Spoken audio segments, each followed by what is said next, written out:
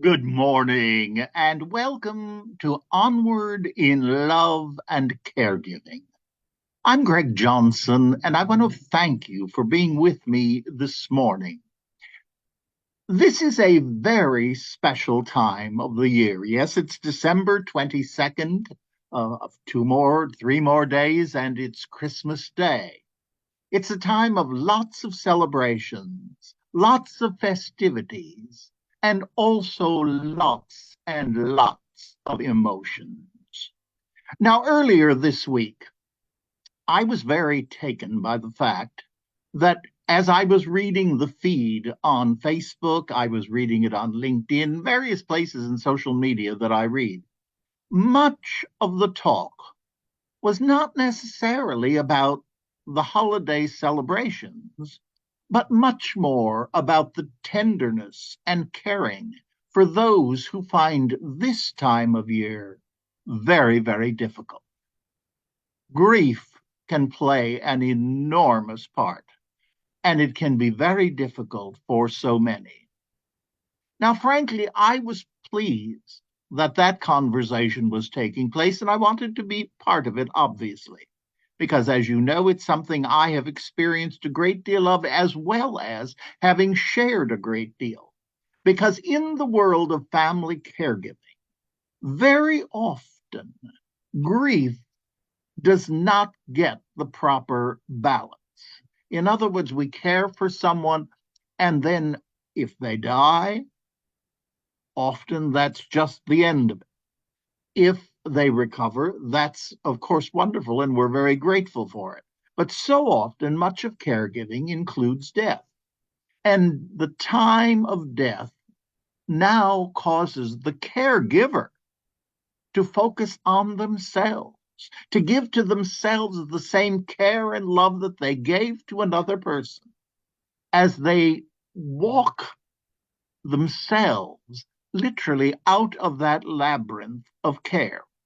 I've often talked about grief as being like the labyrinth, that wonderful, wonderful ancient tradition. We have a wonderful one at Marble. Many houses of worship have them.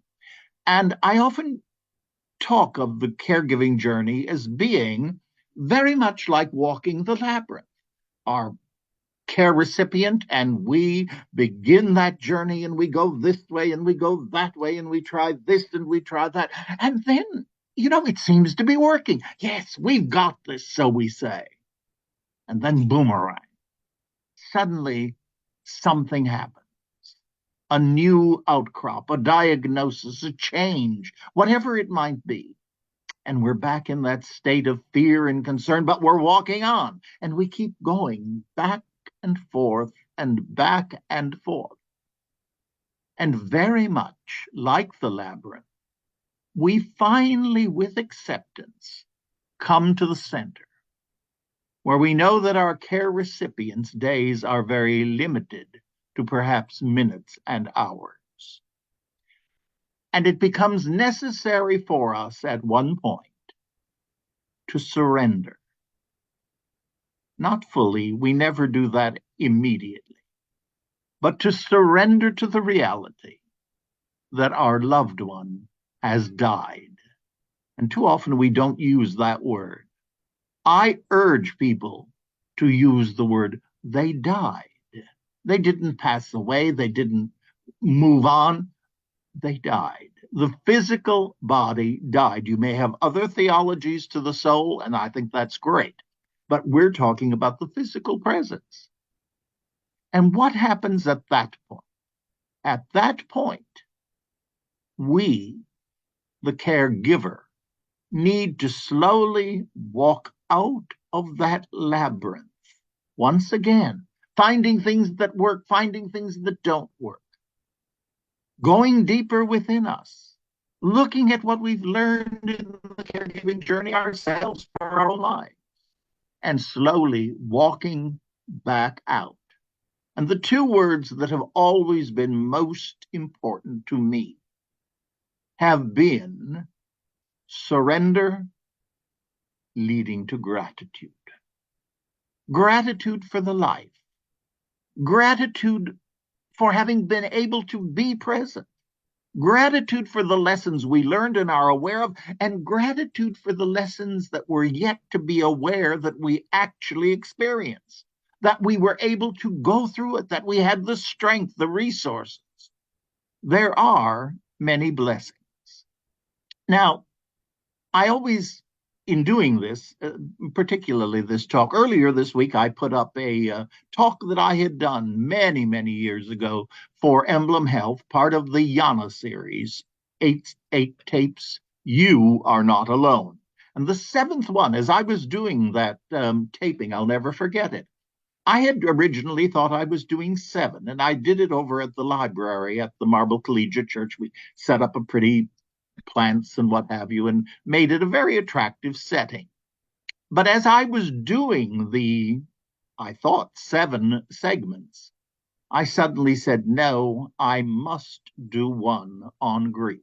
Now, I suspect part of it was the fact that I was sitting in the very church in which at that time I was actively serving in the ministry. And I thought, no, this is a part of caregiving that doesn't get talked about enough. And so I wanted to talk about it. I also have been through much grief in my life. It's 18 years ago now that our son died in Bali. It's 12 years ago that Joe, my late husband, died. And there have been many other deaths, my parents, grandparents, dear friends, my Jewish family here in New York. And the world keeps changing. So I have been down that road. And I have learned, and this is something I'm going to read because I love it. I picked out some things that have been helpful to me in making the journey from grief through surrender to gratitude and to life. The point is not, and it never will be, to stop the grief. That's like stopping the ocean. The point is to find out ways to swim. I love that. Finding out ways to swim. And sometimes we find out something that it absolutely helps us, and then another time, no, it doesn't. That's why we have support groups. That's why we have clergy, we have therapists, we have coaches. There are many people who can walk with us before we get involved in any more caregiving. And that's something I'm very, very strong about. Don't jump from one caregiving experience to another, because the person you're not caring for is you. And you're going to regret that later. Now, I found something recently, and I had read this before, but then I hadn't copied it. I did this time. One of the things that I always share with people who are new to the world of grief,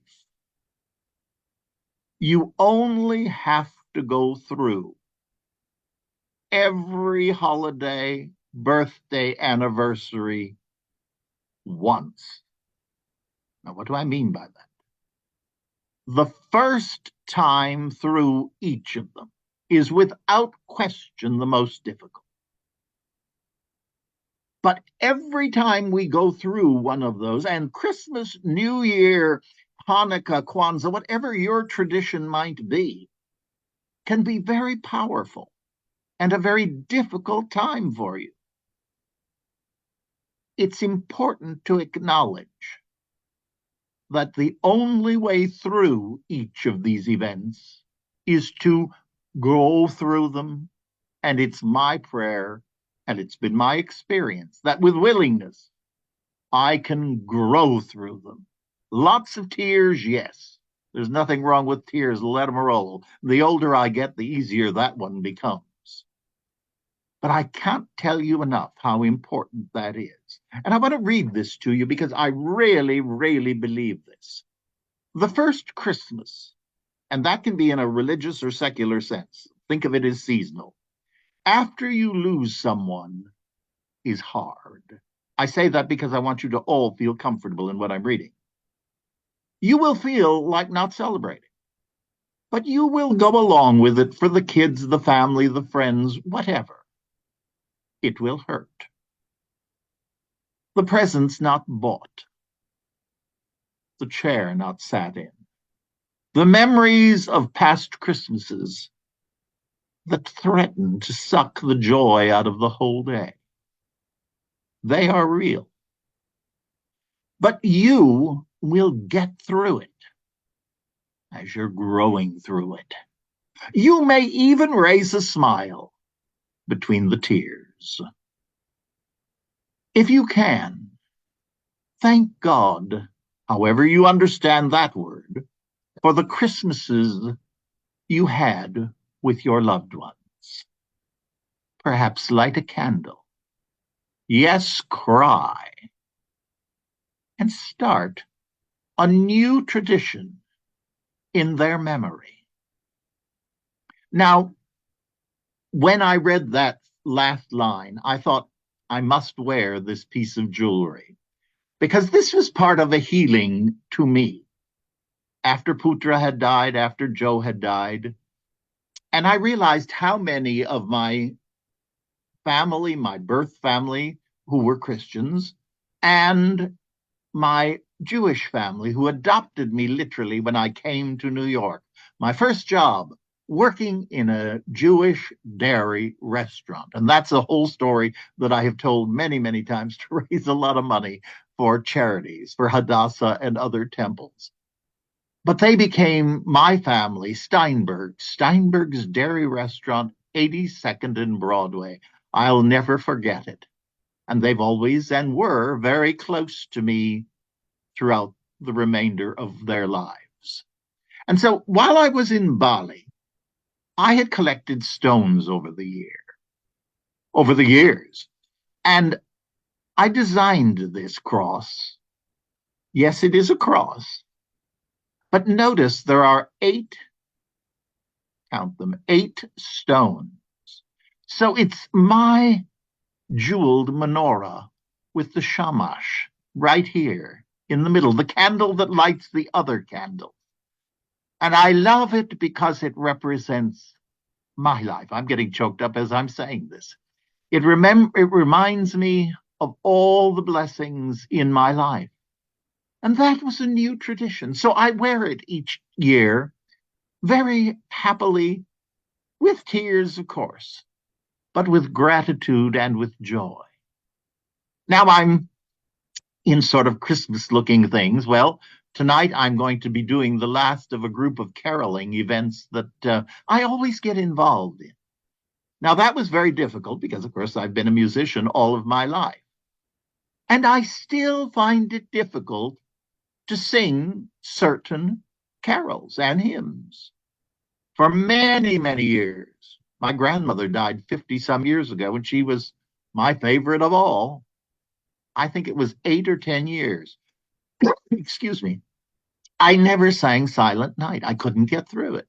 It was fine. Everyone else sang it. I sat quietly.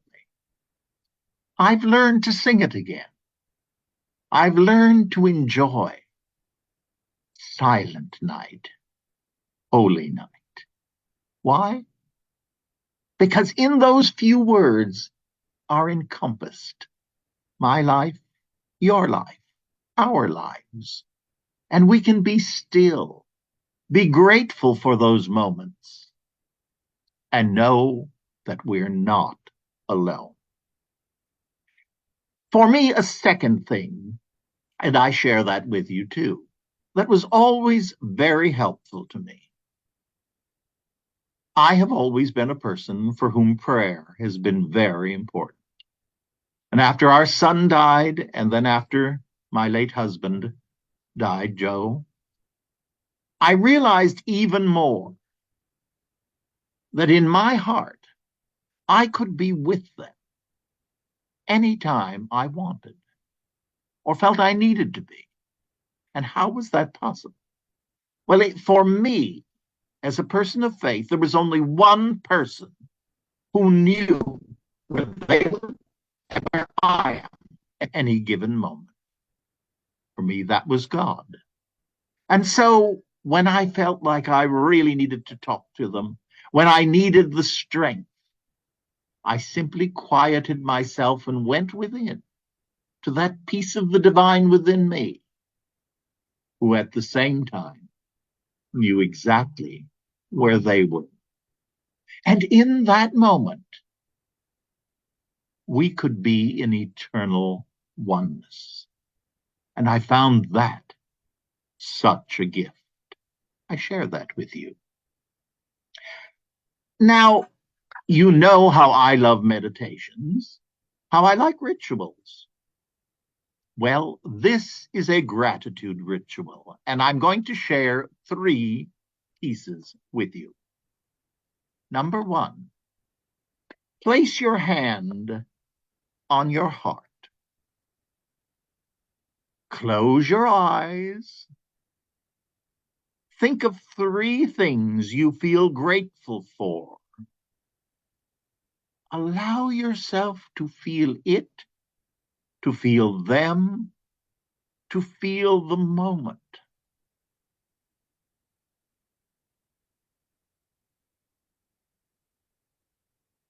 Thank you.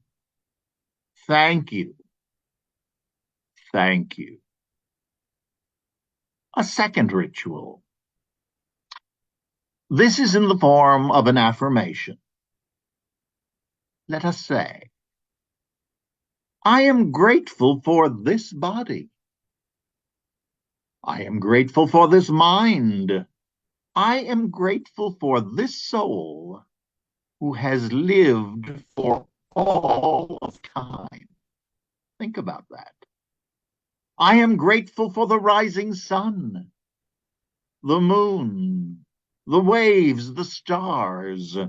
I am grateful for this life to live and for each and every scar. I am grateful. And thirdly, based upon that triangle, just keep that in mind. Think of someone for whom you are very grateful. Send them a message of appreciation. It may be a person living or a person who has died.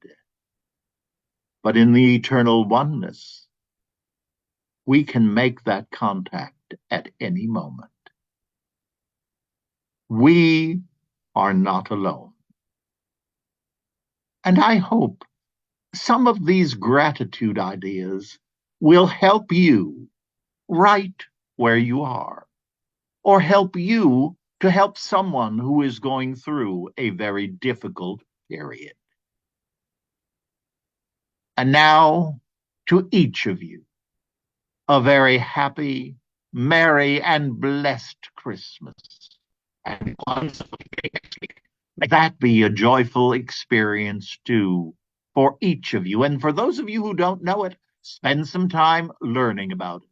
Until then, as always, my friends, onward in love and caregiving. Namaste. God bless and a happy, happy Christmas.